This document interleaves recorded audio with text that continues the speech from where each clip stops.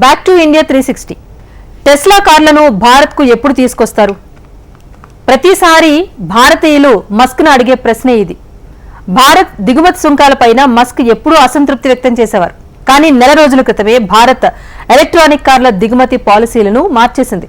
$33,000 లోపు కారును దిగుమతి చేసుకునేందుకు 15% ట్యాక్స్ చెల్లిస్తే చాలని భారత్ మార్పులు తీసుకొచ్చింది. దీంతో భారత మార్కెట్లోకి టెస్లా ఎంట్రీ ఇస్తోందా అంటూ జోరుగా చర్చ జరుగుతోంది. కానీ భారతీయ మార్కెట్ మస్క్కు సూట్ అవుతుందో లేదో అని ఆటోమొబైల్ రంగ నిపుణులు మరో సందేహాన్ని లేవనెత్తున్నారు.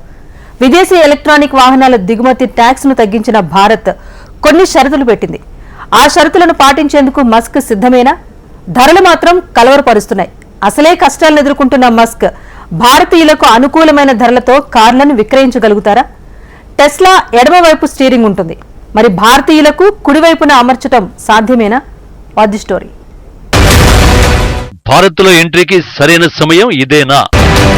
టెస్లాకు భారత్ మార్కెట్ తప్పనిసరిగా మారిందా? భారత్ కొత్త ఈవీ పాలసీ ఏం చెబుతోంది?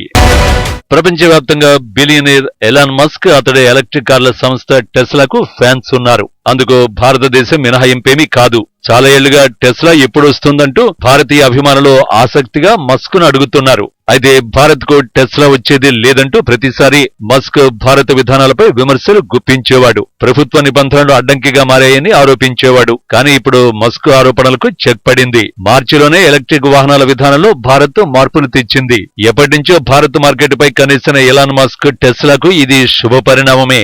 ఎలక్ట్రానిక్ వెహికల్ విధానంలో ఢిల్లీ తెచ్చిన మార్పుల కంటే ముందు భారత్ లో ప్రవేశించడం మస్క్ కు ఎందుకు కీలకమో చూడాల్సి ఉంటుంది.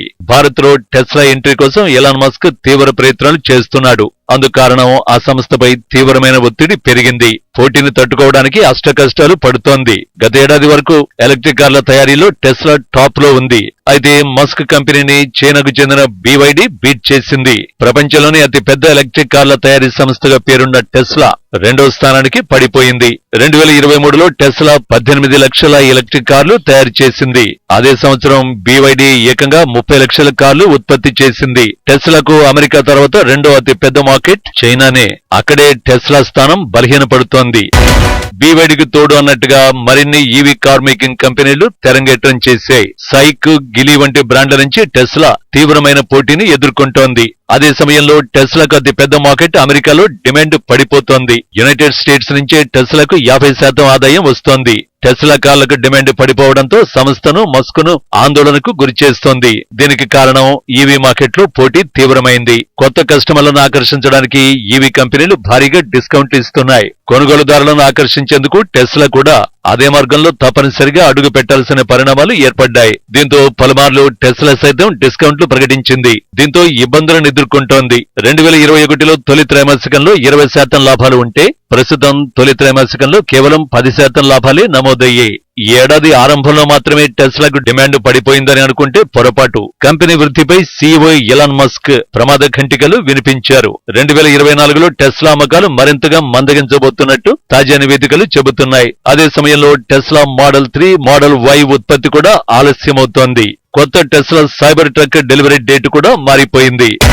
ఎలక్ట్రానిక్ వాహనాల్లో టాప్ లో ఉన్న టెస్లాకి చెందిన సెల్ఫ్ డ్రైవింగ్ ప్రోగ్రామ్ పై ఇప్పుడు దర్యాప్తు జరుగుతోంది. అంతేకాదు ఆ సంస్థ కార్లు పలు ప్రమాదాలను ఎదుర్కొంటున్నాయి. అది ఇప్పుడు స్వీయ డ్రైవింగ్ ప్రోగ్రామ్ కు వ్యతిరేకంగా పలు ఆరోపణలు వెల్లువెత్తుతున్నాయి. ఈ సమస్యల నేపథ్యంలో టెస్లాకు భారతీయ మార్కెట్లోకి ప్రవేశించే అవకాశం రావడం కొంత ఊరటనిచ్చే అంశమే.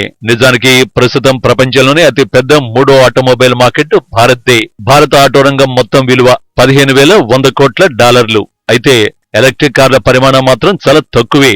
2023 నాటికి భారతీయ మార్కెట్లో ఎలక్ట్రానిక్ వాహనాల వాటా కేవలం 6.38% మాత్రమే. అయితే 2030 నాటికి ఈ వాటాను 30%కి పెంచాలని భారత ప్రభుత్వం యోచిస్తోంది.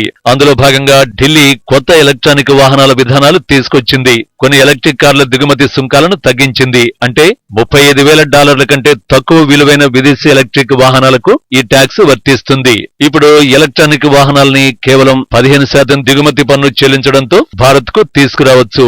గతంలో ఈ పన్ను 70 నుంచి 100% మధ్య ఉండేది. అది కూడా కారు ధరను ఆధారంగా చేసుకుని ట్యాక్స్ ను భారత ప్రభుత్వం విధించేది. అయితే సడలించిన పన్నుకు కూడా ఢిల్లీ కొన్ని షరతులు విధించింది. ఈ పన్ను కేవలం 5 సంవత్సరాలు మాత్రమే వర్తిస్తుంది.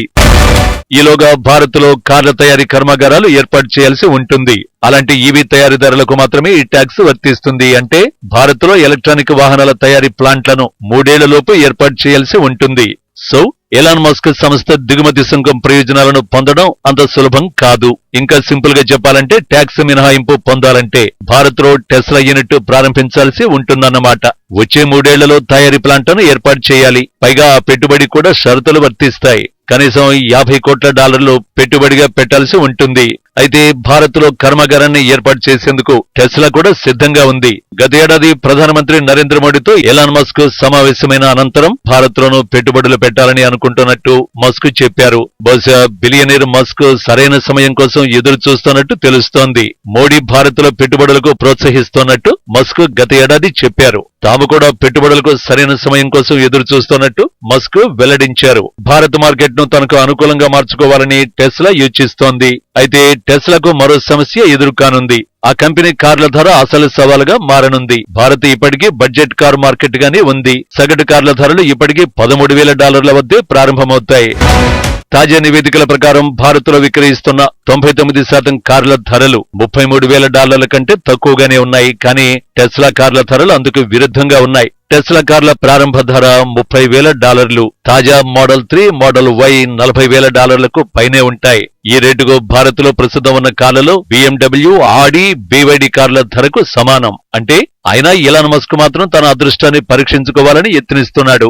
నిజానికి భారత్ లో ఈవీ మార్కెట్ అంత పెద్దగా లేదు. ప్రస్తుతం టాటా మోటార్స్ మాత్రం ఈవీ మార్కెట్ లో బలమైన ప్రభావాన్ని చూపుతోంది. టాటా తర్వాత స్థానాల్లో మహీంద్రా, MG మోటార్స్, హుండై ఉన్నాయి. ఈ నేపథ్యంలో భారత మార్కెట్ లో టెస్లాకు అనేక అవకాశాలు ఉన్నాయి. అయితే భారత మార్కెట్ లో టెస్లా రాణించడం మాత్రం అంత ఈజీ కాదు. భారత్కు అనుగుణంగా ఎలాన్ మస్క్ సంస్థ తనను తాను మార్చుకోవాల్సి ఉంటుంది. స్టీరింగ్ ను ఎడమ వైపు నుంచి కుడి వైపునకు మార్చాలి. భారతీయ వినియోగదారులను సంతృప్తి పరిచేందుకు సరైన ధరల వ్యూహాన్ని అభివృద్ధి చేయాల్సి ఉంటుంది.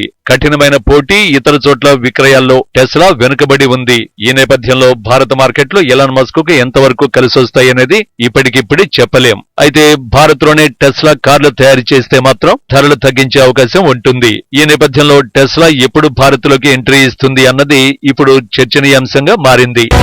టెస్లా ఎంట్రీకి సరైన సమయం ఇదేనా లేక ఇంకా కొంతకాలం వేచి చూడాలా అన్నది మాత్రం టెస్లా అధినేతగా ఎలాన్ మస్క్ నిర్ణయించాల్సి ఉంటుంది. భారత షరతులకు మస్క్ ఓకే చెప్పి కార్ల ధరలు తగ్గిస్తేనే ఆ సంస్థకు ఇక్కడ మనుగడ ఉంటుంది. లేదంటే భారత్ లోనూ టెస్లాకు కష్టాలు తప్పకపోవచ్చు.